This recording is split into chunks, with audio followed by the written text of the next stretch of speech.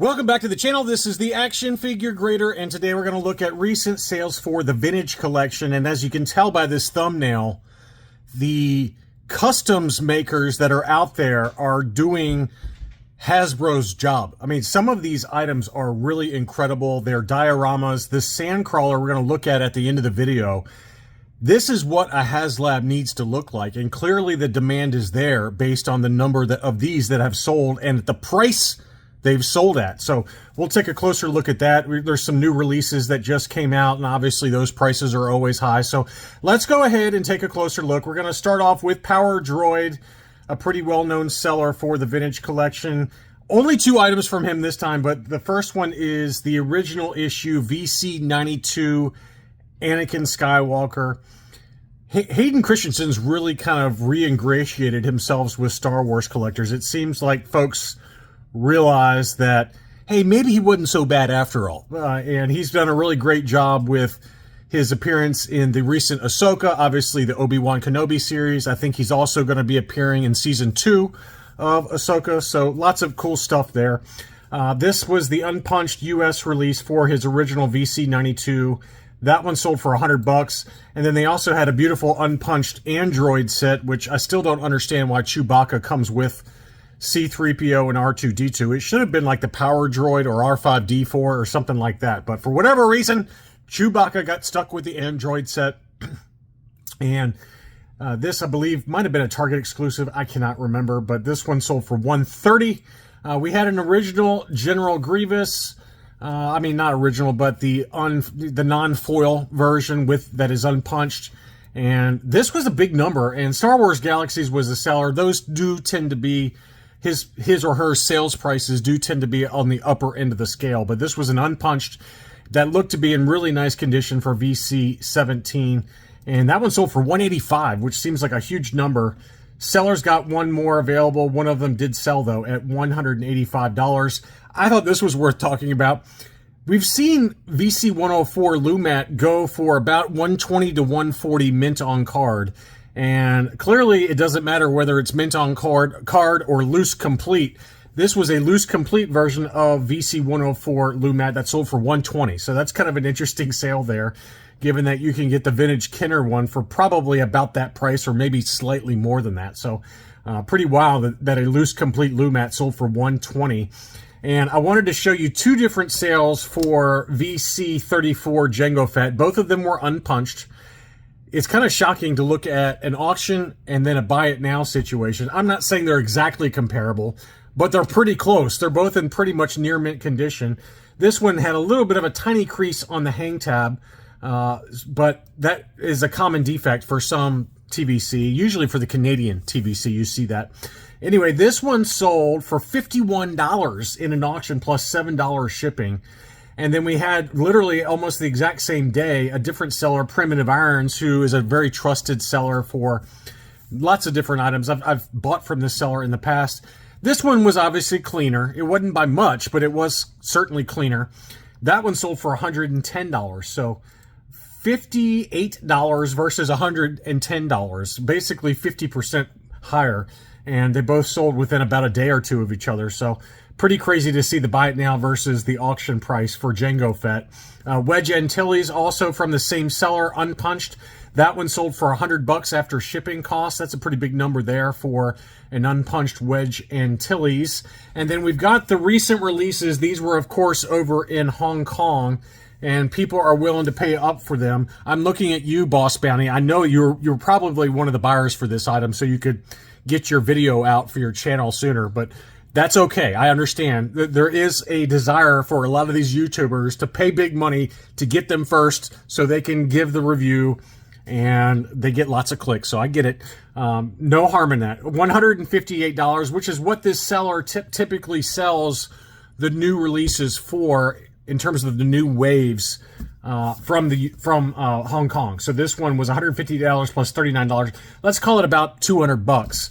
And we just saw it last week with the new releases. And this new release wave included Moff Gideon in the Dark Trooper armor, Cobb Vanth, the Night Sister from Jedi Survivor, the Rocket Launcher Trooper from Jedi Survivor, and then my personal favorite from this wave, Crosshair, which I love. I absolutely love the Bad Batch, and this version of Crosshair, I just thought it did a great job, especially with the face scan technology. It just was an awesome looking figure.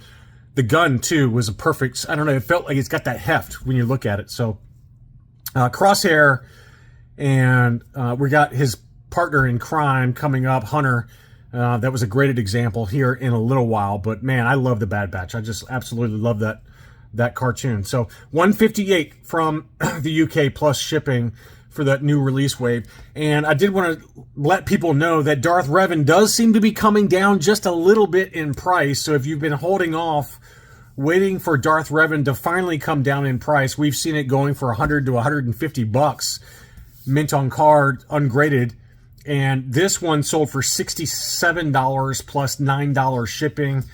So let's call that $74. That is the lowest price I've seen yet in terms of recently for Darth Revan. So there you go. So start looking for that price point. If you've been holding off on buying Darth Revan because it's been too expensive, Knights of the Old Republic version of Darth Revan, that is an awesome card and an awesome figure.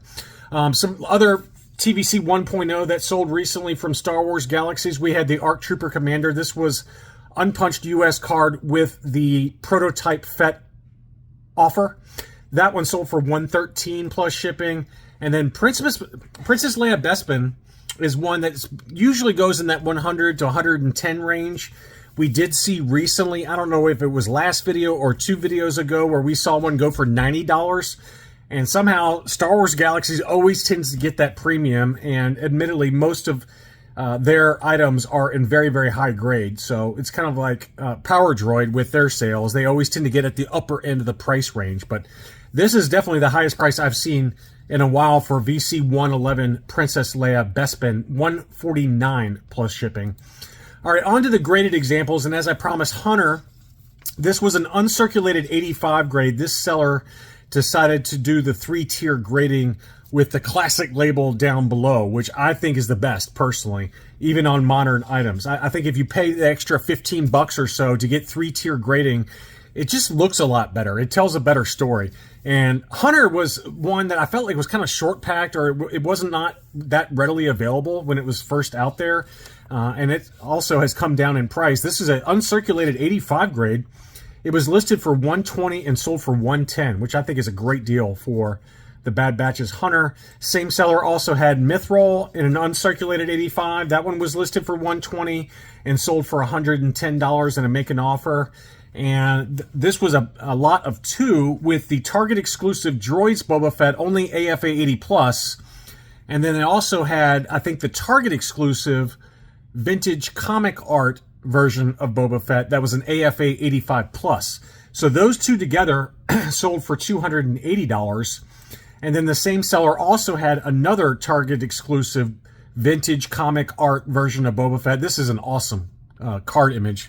I absolutely love this one. This was also an 85 plus grade, and that one was listed for $145. The best offer accepted was $140 plus shipping on that. So that one's really held its value, and I get it. I mean, the Target exclusives, they're tough to get in high grade, and people are going to pay a little bit of a premium for the Target and Walmart exclusives, as we've talked about.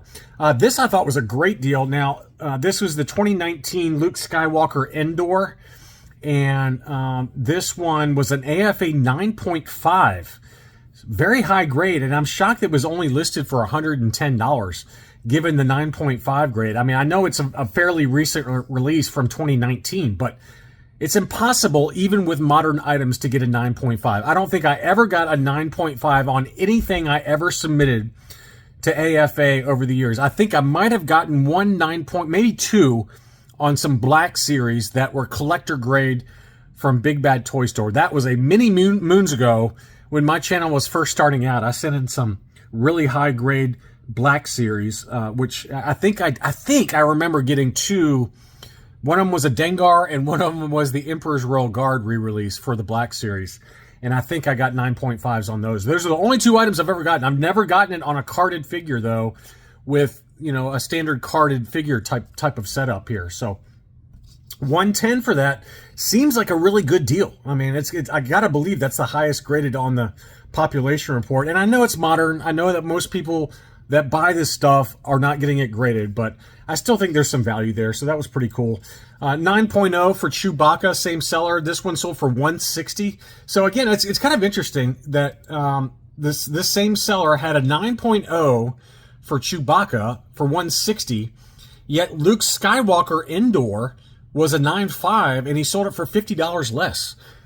Just an interesting comparison there. But finally, before we dig into the awesome dioramas that you got to take a look at here, I do have some vehicles and then one Death Star box set from the SDCC exclusive. That one did sell as well. So I've got two different TIE interceptors that were factory sealed in the shipper box that sold the same day.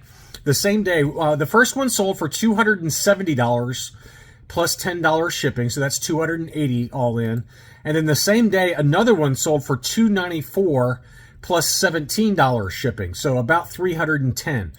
So $280 to $310 for a factory sealed TIE interceptor. That gives you a rough idea there. And we've certainly seen higher prices than that here recently. So pretty decent deals at auction for the Amazon exclusive TIE interceptor. We did have an AT-AT, the Toys R Us exclusive Empire Strikes Back version of the AT-AT. This one had a protective case around it. It was listed for $700. The best offer accepted was $665 plus $50 shipping. So about all in, about $710 for the Empire Strikes Back version of the AT-AT. And, you know, it wasn't perfect. I mean, it had some dings in the corners. It was still factory sealed, of course, but just keep that in mind that it was not perfect. So there were a couple of dings in the corners, but overall pretty, you know, let's call it a near mint minus example, somewhere in there. Around $700 for that. And then, as I promised, the same seller also had the SDCC Revenge of the Jedi Death Star box set. This was 100% complete. It included kind of a protective case shield. That one sold for $1,400 plus $75 shipping. That's about the going rate. You know, it wasn't perfect. The box had some light edgeware to it, but in general, anywhere from, let's call it $1,200 to about $1,500, $1,600. This was kind of right in the middle there, so they priced it pretty much dead on, and it did sell at $1,400 plus $75 shipping. All right, finally, this seller is in Sri Lanka. We've talked about this seller in the past. I don't know this seller, okay? But one of my viewers reached out to me and said, hey, this seller has got some really awesome stuff. And Andrew, thank you for notifying me about these two. I've shown some of them in the past before, but he's got a few available. Andrew has bought from this seller from Sri Lanka in the past, and he said, I've never had an issue. I've bought many different dioramas from this seller, and he bought both of these, so I wanted to show them. And in the video description, there will be eBay affiliate links for both of these two diorama items in case you want to buy one, okay? The first one is the carbon freezing chamber ceiling. And look at the detail on that. This is what the Hasbro version should have been, instead of that crappy, you know, stair set with the rickety kind of railings and things like that. This is what it should have been. This was an awesome item. Look how detailed that top is. It's also perfectly scaled for 3 3/4 inch figures. So to me, this is what that Hasbro, you know, carbon freezing chamber piece of garbage, this is what should have been. This is awesome. It's a beautiful, beautiful diorama. And it's only $75. Let's see what the shipping is. Shipping is $25, so about $100 for that. And, you know, you could probably figure out a way to display it on a shelf, on the top of a shelf or something like that. 28 of them have sold. This seller still has 4 available, and I'll include the affiliate link in the video description for that one. But the other one is this one. This is insane. Look at this. This is a Jawa Sandcrawler, 3 3/4 inch scale, but it's properly scaled for what it really should be. We've seen, certainly Hasbro has released, you know, different versions of the Jawa Sandcrawler, but they've been kind of shrunken down. Obviously, Kenner had one, the original one. But look at the size of it relative to the 3 3/4 inch figures. This is the correct sizing for it. It's not cheap, but this seller had 5 of them. They come already painted.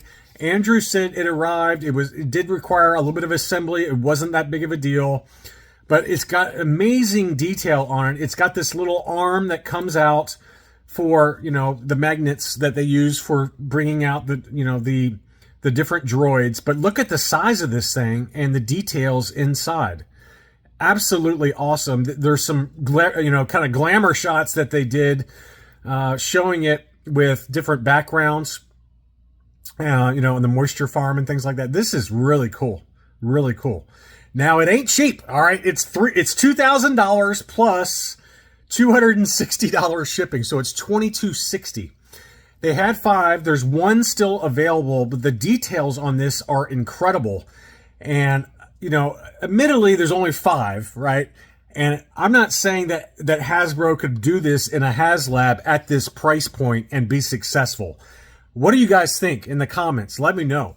Probably not, right? You know, that price point is probably too high for the vast majority of vintage collection collectors.